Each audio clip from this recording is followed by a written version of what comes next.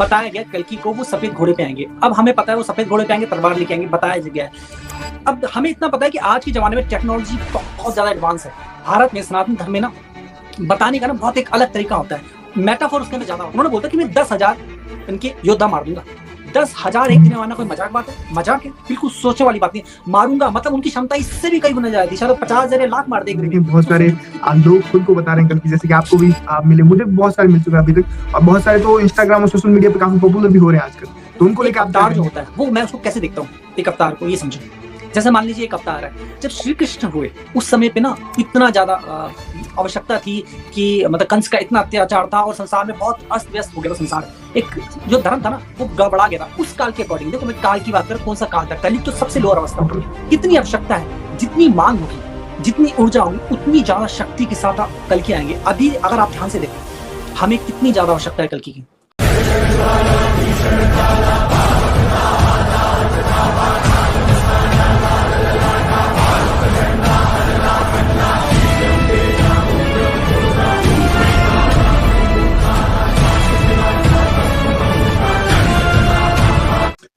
तो जय श्री राम दोस्तों, तो आप सभी का स्वागत है हमारी न्यू वीडियो में। और आज हमारे साथ हैं गुरु प्रकाश जी। आप जानते ही होंगे इनको, हमने बहुत पहले इनके साथ एक बार बात कर रखा है और काफी टॉपिक पे हमने पहले बात की है। आज जो हमारा मेन टॉपिक होने वाला है, जिसके ऊपर हमारे चैनल भी बेस्ड है और काफी लोग इंटरेस्टेड है इस टॉपिक पे, जो कि कल की अवतार होने वाले हैं, जो अभी हम युग परिवर्तन और बाकी सारी चीजों के बारे में बात करते हैं।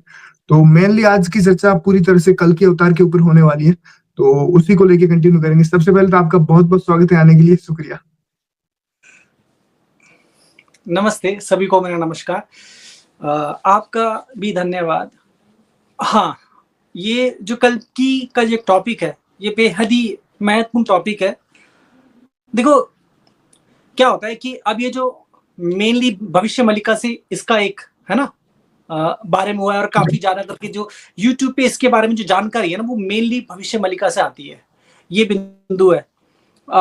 मेरे पास कुछ समय पहले जब हमने इंटरव्यू किया था, 1-1.5 साल पहले की बात है, तो एक व्यक्ति भी कॉन्टेक्ट में आए थे। वैसे तो अक्सर मेरे कॉन्टेक्ट में ऐसे कल के वाले लोग आते रहते हैं, बहुत आते हैं, रिक्वेस्ट भी आती है, मैसेज आते हैं, कॉल आते हैं। तो मेरे पास एक कॉल आया था, तो वो काफी रिक्वेस्ट कर रहे थे। उन्होंने मुझे बोला वो कल की है, ठीक है। उन्होंने बोला कल की है, तो मैंने उनसे पूछा कि कल की है तो ऐसा क्या चीज है आप में जो कल की है, या फिर युग परिवर्तन क्यों नहीं आया, या चीजों में बदलाव क्यों नहीं आया, ऐसा क्या है जो आप करने वाले हैं? उन्होंने बोला नहीं कुछ ऐसा नहीं है, बस मेरा होना जो है ना, मेरे होने से चीजें होंगी। जो आप भूकंप देख रहे हैं, ये देख रहे हैं, वो सब मेरे होने से आ रहा है, मुझे कुछ नहीं करना बस। तो मैंने कहा आप कल की किसके अकॉर्डिंगली हैं? तो उन्होंने मुझे भविष्य मलिका के अकॉर्डिंगली, मतलब आप जो कल की का होना बता रहे हैं भविष्य मलिका, तो मैंने उस हिसाब से आपको फिर व्हाइट घोड़े में आना चाहिए था कायदे से। अगर आप अपने आपको कल की बोलते हैं, चीजें भी बोल रहे हैं, मगर फिर आप डिनाई कर रहे हैं चीजों से, तो आपके पास व्हाइट घोड़ा भी होना चाहिए था, आपके पास वो शक्तियां भी होनी चाहिए थी। तो कहने का अर्थ यह है कि कल की का ना एक बहुत ही बड़ा क्या हो गया, बाढ़ आ गई है, जो हर कोई कल की इधर उधर से हर जगह से कल की उग रहे हैं। तो ये एक चीज है। तो आप बताइए अपना, आपका जो व्यू है, फिर मैं अपना व्यू शेयर करूंगा। दर्शकों के लिए मैं थोड़ा सा आपको बता देता हूँ, मैं अपनी तरफ से व्यू रखने वाला हूँ, जो कि आजकल चर्चाओं में है, या फिर भविष्य मालिका के नाम पे जो चीज निकल के आई है कल्कि के बारे में, वो पॉइंट ऑफ व्यू रखने वाला हूँ। बाकी गुरुजी अपने हिसाब से उस चीज को बताएंगे कि कैसे वो कल्कि को देखते हैं और जो भी चीज उनको समझ में आता है। तो सबसे पहले जो भविष्य मालिका बताती है कि कल की अवतार हो चुका है, सबसे मेन ये पॉइंट है। और आजकल आपने भी देखा ही होगा, यूट्यूब सोशल मीडिया पे हर जगह पे बाढ़ है उसकी। अब जो उनका मेन टॉपिक भी रहता है कि कलयुग एंड हो रहा है और कल्कि का जन्म हो चुका है, उड़ीसा पे बताते भी हैं वो। तो आप गुरुजी बताइए कि आपके हिसाब से क्या है, मतलब क्या कल्कि का जन्म हो चुका है, या फिर जो टाइमलाइन देते हैं उसके बारे में थोड़ा सा आप। हाँ देखो, मैं ये बिल्कुल नहीं बोलता कि मुझे कल्कि पे विश्वास नहीं है, मेरा कल्कि पे पूरा विश्वास है। और मैं ये भी बोलता हूँ कि भगवान कल्कि का जन्म हो गया, ठीक है। मगर जिस तरीके से उसको प्रेजेंट किया जा रहा है, चीजें दिखाई जा रही है, बताई जा रही है, वैसे मैं उन मान्यताओं के हिसाब से नहीं चलता। देखो इसमें एक क्लॉज है। अब जैसे कि बताया गया कल्कि को वो सफेद घोड़े पे आएंगे। अब हमें पता है वो सफेद घोड़े पे आएंगे, तलवार लेके आएंगे, बताया गया है। अब हमें इतना पता है कि आज के जमाने में टेक्नोलॉजी बहुत ज्यादा एडवांस है ना, टेक्नोलॉजी एडवांस। और ये जब कहा गया होगा ना, क्योंकि क्या होता है भारत में सनातन धर्म में ना बताने का ना बहुत एक अलग तरीका होता है। मेटाफोर उसके अंदर ज्यादा होता है। और कोई अगर हिस्टोरिकल चीज जैसे महाभारत रामायण की, वो तो फिर हिस्टोरिकल हो गया, उसमें तो एज इट इज होगा। मगर कई चीजें जो भविष्य में होने वाली है, तो अब वो किस काल में बताई जा रही है, तो मेटाफोर के हिसाब से बताया जाता है ना। एग्जैक्टली भविष्य कोई नहीं बता रहा, बताया वो चाहते भी नहीं बताएं, और बताना भी नहीं चाहिए, मगर फिर भी वो मेटाफोर में बताते हैं, समझाने की कोशिश करते हैं। तो उस समझाने से ना हमें समझ आता है। मैं एक छोटा एग्जांपल देता हूँ, फिर हम आगे बढ़ेंगे। जैसे हमने सुना ब्रह्मा विष्णु महेश। अब ब्रह्मा विष्णु महेश, ब्रह्म है और एक विष्णु है और एक महेश है। अब ब्रह्म को आप ऐसे समझिए, ब्रह्म हो गए चेतना, मतलब वो जानकारी है। जैसे कि मान लीजिए एक सेब है, उस सेब का एक बीज है, उस सेब के बीज को हम जब जमीन में डालते हैं, तो वो जब पेड़ बनेगा 2-3 साल बाद, तो वो अमरूद का पेड़ नहीं बनेगा, वो सेब का बनेगा। सेब का इसलिए बनेगा क्योंकि उसके अंदर वो बीज में ना वो जानकारी है, उसको बोलते हैं ब्रह्म। ऐसी जानकारी हम में है। तो हमारे डीएनए, हमारे जीन्स में, इसलिए हमारी माता पिता की शक्ल हमसे मिलती है, हमारी शक्ल उनसे मिलती है, ठीक है। और हमारा बॉडी और हमारी सोच समझ तो उसके अकॉर्डिंगली आ रही है, पहली चीज। तो ब्रह्म को हम कैसे देखते हैं, ये मेटाफोर में बताया गया है। तो हम ब्रह्म हमारे लिए होगी जानकारी, मतलब कुछ भी क्रिएट होगा तो बुद्धि से होगा ना, क्रिएशन कहां से आएगी, इधर से आती है ना। हम अभी जो मैं बोल रहा हूँ, आप जो बोल रहे हैं, या कोई घर बन रहा है, बिल्डिंग बन रही है, वो जानकारी से। तो ब्रह्म को बोला क्रिएटर, इसीलिए इस दृष्टिकोण से। अब दूसरा समझे विष्णु। विष्णु अर्थात, विष्णु का अर्थ ये जो विश्वव्यापी है, जो हर कण में है, जिससे हर कण है ना। हम बोलते हैं ओम जय जगदीश हरे, जगदीश, जो जग का दीश है। अब यहां पर क्या होता है, जैसे हम बोलते हैं विश्व या जग, तो हर व्यक्ति का जग अपनी दृष्टि के अनुसार होता है, जितना वो जानता है। एक बच्चे का जग कितना होगा, उसका घर, उसके माता पिता, भाई बहन, छोटा सा जितना वो देखता है। बड़े व्यक्ति ने ज्यादा ट्रैवल किया है, विदेश घुमा है, तो उसके लिए विदेश हो गया। अब जिसकी दृष्टि यूनिवर्स तक है, बहुत दूर तक है, उसके लिए वो हो गया। तो विश्व का अर्थ पृथ्वी या कोई शहर या कोई देश नहीं है। विश्व मतलब सभी कुछ जो हम जानते हैं। तो विष्णु जो विश्व व्याप्त है, इसका अर्थ है जो हर कण में, जिससे हर कण है। तो वो जो सेब है वो हो गए विष्णु, ठीक है। बीज हो गए ब्रह्म, मतलब जो उसमें जानकारी, वो ब्रह्म हो गए। जो सब कुछ है वो सेब।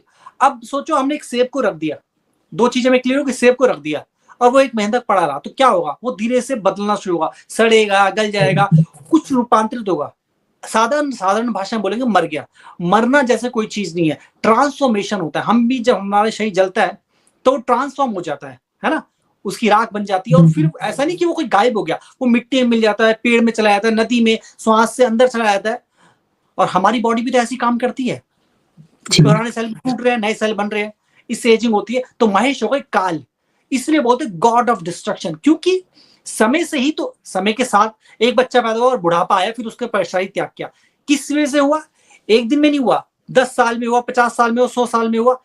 काल, काल ने मारा, मतलब समय ने, अंतराल ने, करेक्ट। इसीलिए वो काल है, कालों के काल, महाकाल, क्योंकि उन वो हर चीज को ट्रांसफॉर्म कर देते हैं। तो एक हो गया ब्रह्म जो जानकारी है, और एक हो गया विष्णु जो सब जगह व्याप्त है, जिसके होने सब कुछ है, और एक है काल। इसीलिए हमेशा युद्ध होता है कि काल बड़ा या मेटाफर बड़ा, जो सब कुछ है वो बड़ा, मटेरियल बड़ा। तो हम क्या जानते हैं, तो इस तरीके से है। तो मैं कल्कि पे वापस आता हूँ। कल्कि का जो है ना, यहाँ पर एक बहुत महत्वपूर्ण चीज समझनी है। इस काल में जब कल्कि आएंगे, वो घोड़े पे तो नहीं आएंगे, है ना। वो समझाने की कोशिश है, घोड़ा मतलब एक बहुत तीव्र, मतलब जानवर है ना, वो क्रिएचर है कि वो तेज दौड़ता है। तो मतलब कल्कि का जो वार होगा, मतलब वो जो जिस तरह के युद्ध करेंगे, वो तीव्र होगा, तीव्र, शक्तिशाली, ठीक है। और उस घोड़े को बताया गया वो ट्रांसफॉर्म भी होगा। तो मतलब वो जिस पे सवार होंगी, जो उनकी गति होगी युद्ध की, वो लगातार बदलेगी, चेंज होगी। दूसरा तलवार, तलवार का कार्य क्या होता है, काटना, नाश करना। तो मतलब उनके पास ऐसी शक्ति होगी जिससे वो हर बुराई को काट दे, नाश कर दे। और क्योंकि वो अवतार हैं, तो स्वाभाविक वो ज्ञानी होंगे, जैसे श्री कृष्ण श्री राम थे, उनकी बुद्धि ऐसी होगी। प्लस ये बोला गया है कि समय के साथ साथ वो तैयार हो रहे हैं। जब वो जन्मे थे, जब श्री कृष्ण जन्मे थे, उन्होंने भी शिक्षा ग्रहण की थी, उन्होंने भी बहुत सारी कलाएं सीखी थी, है ना। तो उसके बाद वो जीवन में आए, फिर उन्होंने राजपाट संभाला। ऐसा नहीं कि पैदा हुए और उन्होंने कंस को मार दिया, उन्होंने पहले तैयारी की। तो इसी तरीके से श्री राम की भी तैयारी हुई थी। तो इसी तरीके से कल्कि भी एक तैयारी कर रहे हैं, और वो तैयारी कर रहे हैं, और समय आ चुका है, ठीक है। मगर उसका प्रभाव धीरे धीरे दिख रहा है। जब वो अपनी पूरी फॉर्म में आ जाएंगे, पूरी शक्ति के साथ, तब हमें बड़े बड़े एक्शन होते हुए दिखेंगे। मगर मैं फिर बोलूंगा दोबारा से, मेरा दृष्टिकोण ऐसा नहीं कि 2025 या 26 में दुनिया खत्म होने वाली है, या 28 या 30 में खत्म हो जाएगी, नहीं। मेरा मानना यह है कि छोटी छोटी चीजें, घटनाएं घटित होंगी, और ये हमारा जो कलयुग युग है ना, जो मैं मानता हूं अंत ही हो गया, अंत पे है। मगर कोई भी चीज जब अंत होती है, उसको ट्रांसफॉर्मेशन होने में, क्योंकि हमने यहाँ पर देखते ना, बदलाव आता है, तो बदलाव आने में, ट्रांसफॉर्मेशन में समय लगता है। तो वो जो बदलेगा ना धीरे धीरे धीरे, ऐसा तो है नहीं कि आज ही मान लीजिए कल की आ गए, अब त्रित हो गए, सामने हमने देखा उन्होंने सबको मार दिया। कायदे से अगर हम ध्यान से देखें हमारे अंदर, हम सब दूसरों को छोड़ दो, हम अपने अंदर झांके, क्या हमारे अंदर इतनी अच्छाई है कि हम इस योग्य हैं कि हम द्वापर में भी रह सके? हम तो सतयुग की बात कर रहे हैं, सतयुग जहां असत्य है ही नहीं। सोचो हम कितने असत्य में जीते हैं, तो हम एकदम से सतयुग में जाने योग्य नहीं जा सकते। तो इसी में ना, इसी में नहीं जा सकते, इसी में नई जनरेशन आएगी, वो धीरे धीरे बदलेगी। तो वो बदलाव में ना एक समय आता है, इसलिए मैंने 150 साल का समय बोला, ये मेरा दृष्टिकोण है। ये तो आपका एक जो पॉइंट था, मैंने उस पॉइंट पे तर्क दिया, ठीक है। तो ये कल की जो है ना, ये कल की कोई साधारण पुरुष नहीं होंगे, और जब वो आएंगे ऐसे नहीं कि कोई भी आया और यूट्यूब में वीडियो बनाया बोला कि मैं कल की हूं, मैं बदलूंगा, ऐसे नहीं, ये ऐसे तुच्छ नहीं। कल की किसी भी चीज के परे होंगे, उनका ज्ञान अटूट होगा, उनको किसी प्रकार से रोका नहीं जा सकता, कोई भाषा नहीं रोक सकती, कोई स्थान, कोई नेता, कोई पावर, कोई दिस, कोई दैट, कुछ नहीं रोक सकता। जैसे श्री कृष्ण जो अजय थे, है ना, श्री कृष्ण अपने जीवन काल में कभी युद्ध नहीं हारे, अजय ही थे। और महाभारत का युद्ध हुआ था जो विश्वव्यापी था, मतलब पूरे, वो सिर्फ भारत में नहीं हुआ था, भले वो कुरुक्षेत्र में हुआ था, मगर कई करोड़ों लोगों ने उसमें हिस्सा लिया था, ठीक है। और वो पूरे विश्व का युद्ध था, तो विश्व की दो सेनाएं आगे खड़ी हुई थी उस विश्व को युद्ध को, और जिसमें पांडव बहुत ही कमजोर थे, बेहद कमजोर थे। हमें पता है श्री कृष्ण की जो सेना थी सबसे शक्तिशाली, वो भी गौरवों के साथ चली गई थी, उसके बाद भी वो अजय रहे। भीष्म पितामह, उनमें शक्ति थी एक, उन्होंने बोला था कि मैं 10,000 इनके योद्धा मार दूंगा।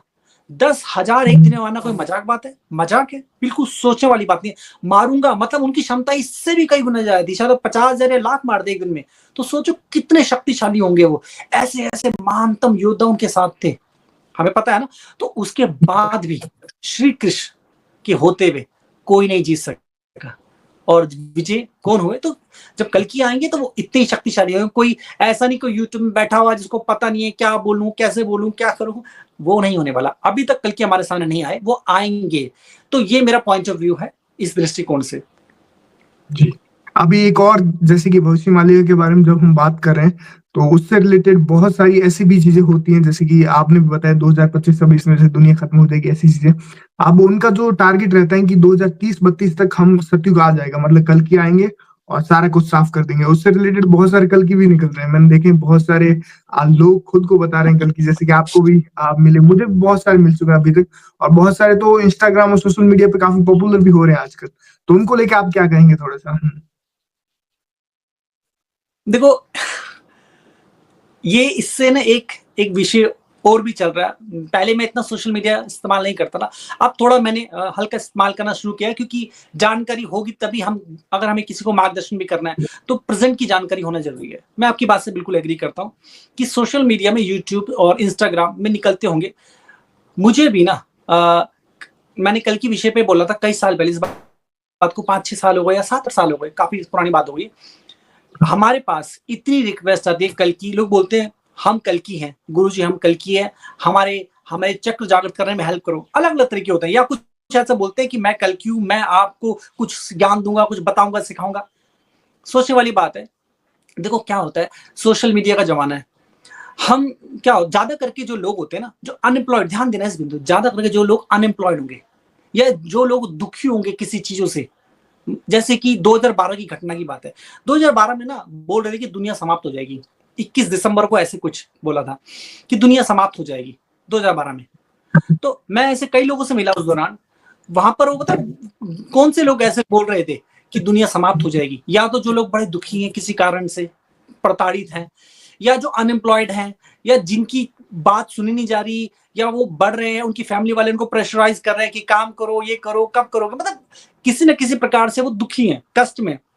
वो लोग इस चीज की मनोकामना ज्यादा करते हैं कि दुनिया खत्म हो, हमें मुक्ति मिले, फिर दोबारा शुरू हो अच्छी तरीके से, हम अच्छे जीवन में जिएंगे। इसी प्रकार से जो कल की जो बनते हैं ना, आ रहे हैं, दो प्रकार के लोग हैं। एक तो कुछ वानबीस है, ठीक है, जिनको गलत फहमी आती है। दूसरी जो अनएम्प्लॉयड है, जिनके पास समझ नहीं, जिनके पास अनुभव नहीं है, ऐसी बात बोलना, इतनी बड़ी बात बोलना, जिनके पास बिल्कुल अनुभव नहीं है, जिनके पास समझ नहीं है, अभी इमेच्योर है, और कहीं ना कहीं उनके अंदर एक उत्साह और एक जोश आ गया है किसी को देख के, तो वो आ जाते हैं और कुछ बात बोल देते हैं, किसी किसी का बोलने का तरीका अच्छा होता है। दूसरी बात, कल्कि के बारे में जानने में हर व्यक्ति इतना ज्यादा उत्सुक है कि व्यक्ति एक बार तो देख ही लेता है, और एक बार देखते देखते करते करते 1000, 10,000, लाख, 2 लाख लोग हो ही जाते हैं ऐसे करते करते उत्सुक लोग, क्योंकि उनकी तो कमी नहीं है, तो उनके व्यू भी आ जाते हैं, उनके व्यू भी बन जाते हैं और वो लोग पॉपुलर हो जाते हैं, ऐसे लोग देख लेते हैं।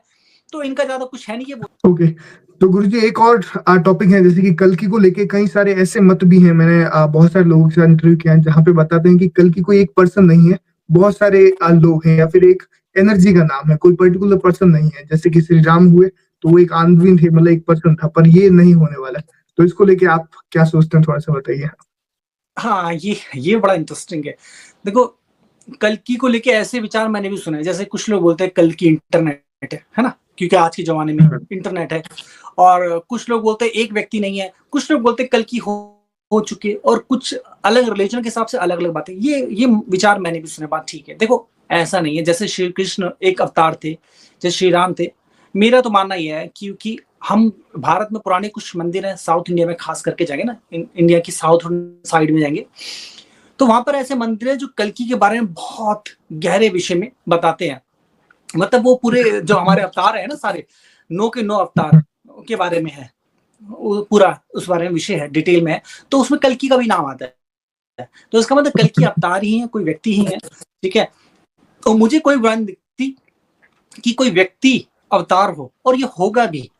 ठीक है। वैसे देखो, अवतार को लेके मेरी जो विचार है ना, वो मैं थोड़ा सा आपको बता देता हूँ। जैसे एक अवतार जो होता है, वो मैं उसको कैसे देखता हूँ, एक अवतार को, ये समझो। जैसे मान लीजिए एक अवतार है, जब श्री कृष्ण हुए उस समय पे ना इतना ज्यादा आवश्यकता थी कि मतलब कंस का इतना अत्याचार था, और संसार में बहुत अस्त व्यस्त हो गया था संसार। एक जो धर्म था ना, वो गड़बड़ा गया था उस काल के अकॉर्डिंग। देखो, मैं काल की बात कर, कौन सा काल था, कलयुग तो सबसे लोअर अवस्था होती है, हम यहाँ बात कर रहे हैं द्वापर की, द्वापर के अकॉर्डिंगली। तो वहां पर एक अवतार की डिमांड थी, मांग थी, इच्छा थी कि आए आए अवतार आए, कोई आए हमें बचाए, कोई आए हमें बताए। तो श्री कृष्ण का भी पहले से प्रेडिक्शन थी, तो तब श्री कृष्ण का होना हुआ। ऐसे ही जब अवतार होते हैं, ऐसे अगर हम देखेंगे ना, अवतारों की कमी है। अगर आप कलयुग में देखें, बहुत सारे अवतार हो चुके हैं, छोटे छोटे बड़े बड़े, छोटे छोटे बड़े बड़े होते हैं ना, जो कई सारे गुरु हुए भारत में, कितने सारे गुरु हुए। ये अवतारों से कम थोड़ी, जिन्होंने इतना ज्ञान दिया, उन्होंने ही तो धर्म को बचा के रखा है, नहीं रखा।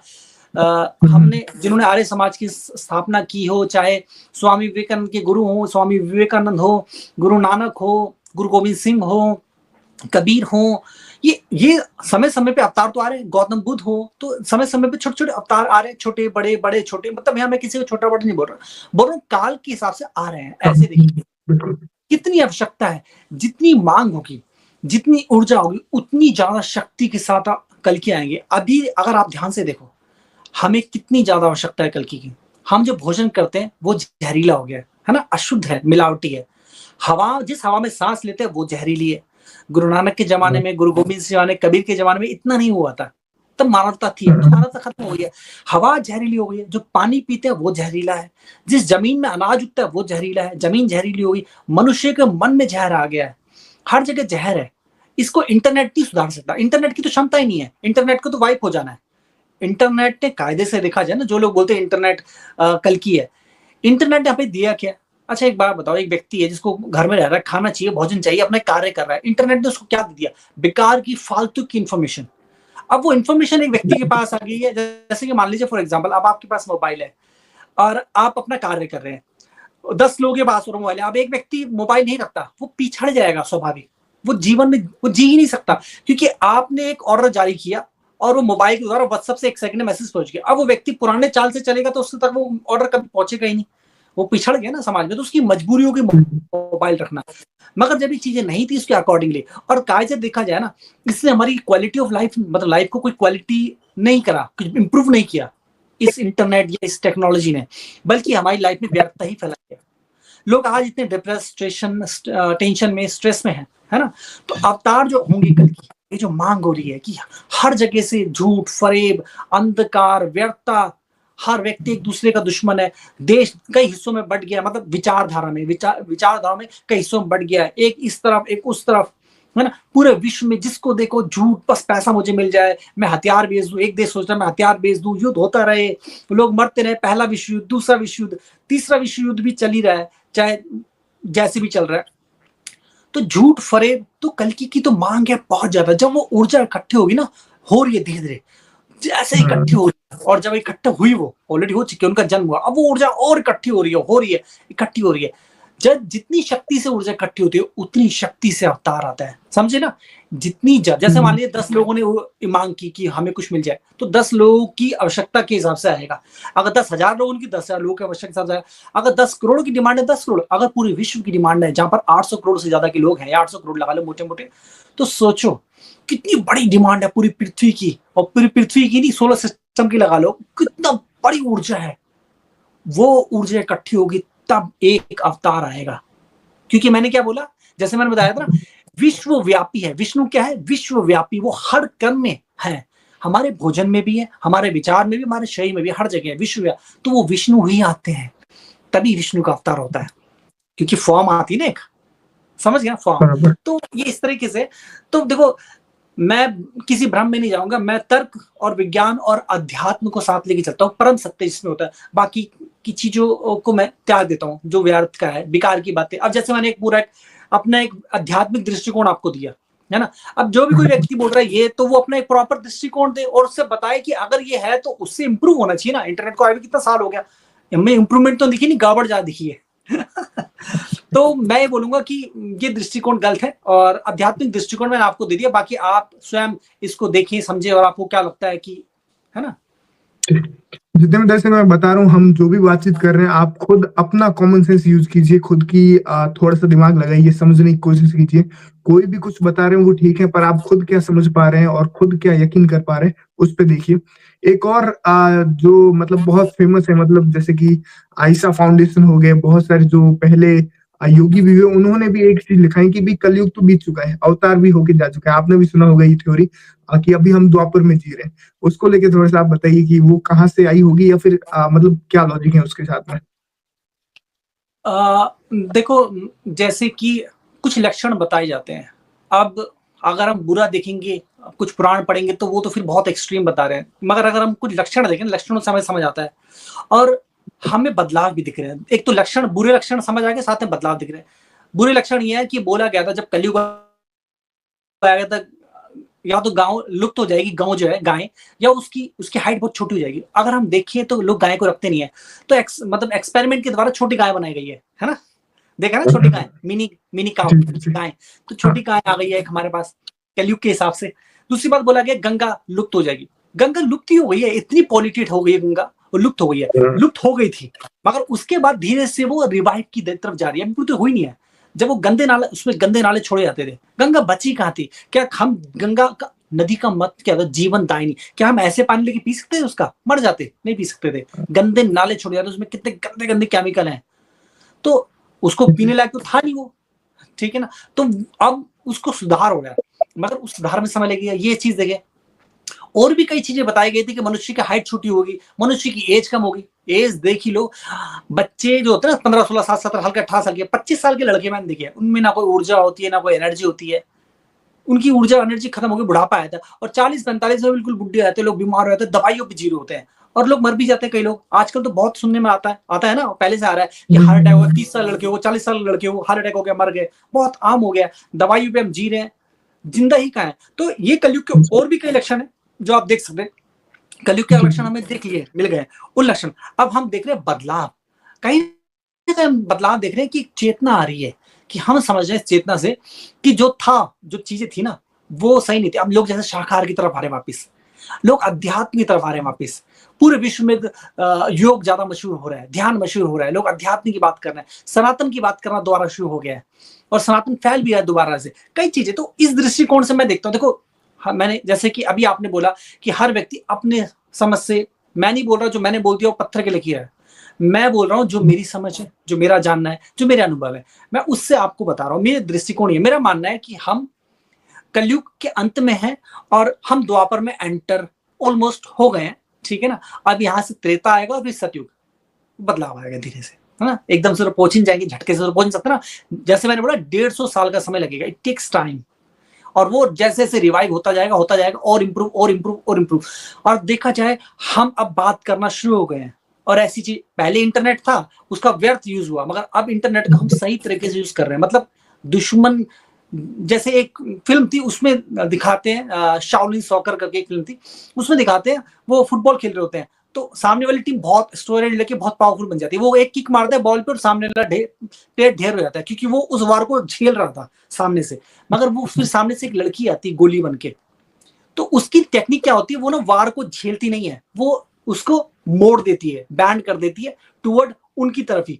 तो वो किक मारता है फुल फोर्स से, वो लड़की बैंड करती है और अपनी शक्ति लगाती है, उन्हीं की तरफ भेज देती है, तो वही उड़ जाते हैं। इस समय वही हो रहा है। ये जो इंटरनेट है हमारी बर्बादी के लिए लाया गया, ये जो इंटरनेट हमारी बर्बादी के लिए लाया गया, आज ये हमारा भला कर रहा है, और उस व्यर्थता का, उस जो हर प्रकार की व्यर्थता है, बुरे लोग हैं, उनका स्वाभाविक नाश कर रहा है धीरे धीरे, उनकी पोले खुल रही है। अब एक और चीज, जब हम कलयुग के बारे में बात करें, भगवान कल्कि के बारे में बात करें, तो हमारे पुराणों में एक कली का भी जिक्र मिलता है ना? जो जैसे कि राम जी आए तो रावण के लिए, कृष्ण भगवान कंस दुर्योधन के लिए, तो उसी तरह कलयुग में भी कली की बात की गई है। तो उसको आप कैसे देखते हैं, कैसे आज कली है और किस तरह से उसको अंत होगा उसका? देखो, जब कभी युद्ध होगा, वैसे सच सही बोलूं तो मैं ऐसे बहुत बड़े कोई युद्ध की बहुत जैसे युद्ध बताते हैं कैसा युद्ध होगा और धरती समाप्त हो जाएगी, लोग मर जाएंगे, मैं अपनी समझ से मैं तो ऐसे किसी युद्ध को एक्सपेक्ट नहीं कर रहा, ना ही मुझे लगता है ऐसा कोई युद्ध होगा। कली जो है, जो हमें दिख रहा है, जो मतलब ये, मैं कली किसी एक व्यक्ति को नहीं मानता, ये जो भी एक फोर्स है, कली फोर्स लगा जो मैं, कलयुगी फोर्स, उस कलयुगी फोर्स में जिस तरीके से हमारा भोजन से, हमारे जल से, हमारी हवा, हमारी धरती, सब जगह जहर डाल दिया गया है। वो जब कल की आएंगे, वो धीरे धीरे उसको रिवाइव करेंगे। उस तरीके से छोटे छोटे बड़े युद्ध भी होंगे, है ना, भारत विजयी भी होगा बहुत छोटे बड़े युद्ध में, ये होगा। मेरे को ऐसा तो कहीं नहीं लगता कि कोई बहुत बड़ा युद्ध होगा और सब समाप्त हो जाएगा। देखो, बाकी मैंने बोला ये मेरा एक पॉइंट ऑफ व्यू है, बाकी अब हर व्यक्ति का अपना व्यू हो सकता है, कोई यही जानना चाहता हो, नहीं हम तो वैसा युद्ध ही चाहते हैं, अगर आप चाहते हो तो ठीक है। तो मेरा ऐसा कोई मानना नहीं है, ना ही मेरा ऐसा कोई बिलीव है, ना ही मैं ऐसा कुछ एक्सपेक्ट कर रहा हूँ, मुझे नहीं लगता ऐसा कोई युद्ध होगा। इतना बड़ा मैसिव युद्ध होंगे, छोटे बड़े छोटे बड़े छोटे बड़े, जैसे अभी हम देख रहे हैं यूक्रेन के बीच में और भी कई जगह ऐसे युद्ध हो रहे हैं। मतलब अगर कोई व्यक्ति उस युद्ध मैदान में खड़ा हो जाए तो ऐसा लगेगा दुनिया खत्म हो गई, उसको तो ऐसे ही लगेगा मैसिव। ये तो हम दूर से खाली न्यूज सुनते हैं ना, वहां पर जो ब्लास्ट होते हैं, सोचे छोटा बम फट जाता है दिवाली का तो हमारे एकदम कान सुन जाते हैं, अगर उसके पास हो तो। वहां तो सोचो इन बड़े बड़े टैंक उड़ाने वाले बम होते हैं, तो कितना लगता हो पूरी धरती हिल जाएगी। तो वहां पर जो व्यक्ति उसको एक्सपीरियंस करेगा उसके लिए तो वही लगा लो, वैसा वाला युद्ध है ना, युद्ध हो रहा है। तो डिपेंड करता है किस स्थान पे, किस काल में, किस जगह में। इस तरह जब महाभारत का युद्ध हो रहा था, कितना मैसिव युद्ध हुआ था महाभारत का, तो क्या लगता है खेती नहीं कर रहे थे? कर रहे थे। क्या भोजन नहीं खा रहे थे? खा रहे थे। तो जो दूर थे उनको नहीं पता लगा, मगर जो युद्ध के अंदर थे उनको पता लग रहा था, ओहो, कि एक मतलब एक शस्त्र से, एक अस्त्र, एक शस्त्र से कितने लोग मर गए, कितना बड़ा संहार हो गया, वो एक्सपीरियंस कर रहे थे। तो ये वाली चीज वही एक्सपीरियंस करे जो युद्ध में होगा। तो जो करेगा वो बताएगा कि उसको तो ये लगेगा कि दुनिया विश्व समाप्त हो गया, ऐसा महसूस होगा उसको। ये डिपेंड करता है कि व्यक्ति कौन सा, किस व्यक्ति का क्या अनुभव है, किस स्थान पे है वो, जो युद्ध के अंदर होगा उसके लिए ऐसी एक्सपीरियंस होगा। तो ये मैं बोलूंगा। तो मेरे ख्याल से जितने भी दर्शक हैं, आपको कल्कि से रिलेटेड जितने भी डाउट होंगे काफी कुछ क्लियर हुआ होगा। गुरुजी का भी पॉइंट ऑफ व्यू एक आपके सामने आया होगा, और जो भी आप कुछ को सोचते हैं या फिर आपके क्या ओपिनियन है, डेफिनेटली आप लोग कमेंट कीजिएगा। और भी अगर आपके कुछ क्वेश्चन है तो डेफिनेटली कमेंट कीजिए, हम लोग जरूर से इसको रीड करेंगे और आगे जब भी मौका मिलेगा इनके साथ और भी बात करेंगे। तो बहुत बहुत शुक्रिया गुरुजी आपका समय देने के लिए और इन सभी सवालों के जवाब देने के लिए। आपको भी बहुत बहुत शुक्रिया और सभी दर्शकों का, ठीक है। और मैं आपसे सिर्फ यही बोलूंगा, कल की एक आशा है, एक उम्मीद है, ठीक है। मैं सिर्फ ये बोलूंगा, अपने न चरित्र, अपने आप को इतना निखारो, क्योंकि उसी को निखारना है। अगर आपके अंदर ऐसी कोई भावना, कोई व्यक्ति अभी भी सोच रहा है, हमारी बातों से आहत हो गया, उसको लगा मैं तो कल क्यों, तो मैं बोलूंगा अपने चरित्र को निखारो, इतना निखारो कि आप में वो कल की उभर के आए। अपने जीवन को रूपांतरित होने दो, तभी आप उस उच्च अवस्था को प्राप्त होंगे। नमस्कार। तो जितने दर्शक हैं, फिर एक बार बता रहा हूँ, अगर आप लोग नए हैं चैनल पे तो चैनल को भी सब्सक्राइब कीजिए और गुरु से जुड़ने के जो भी लिंक्स है डिस्क्रिप्शन में है, एक बार चेकआउट डेफिनेटली कीजिए। मिलते हैं नेक्स्ट वीडियो में। शुक्रिया। है।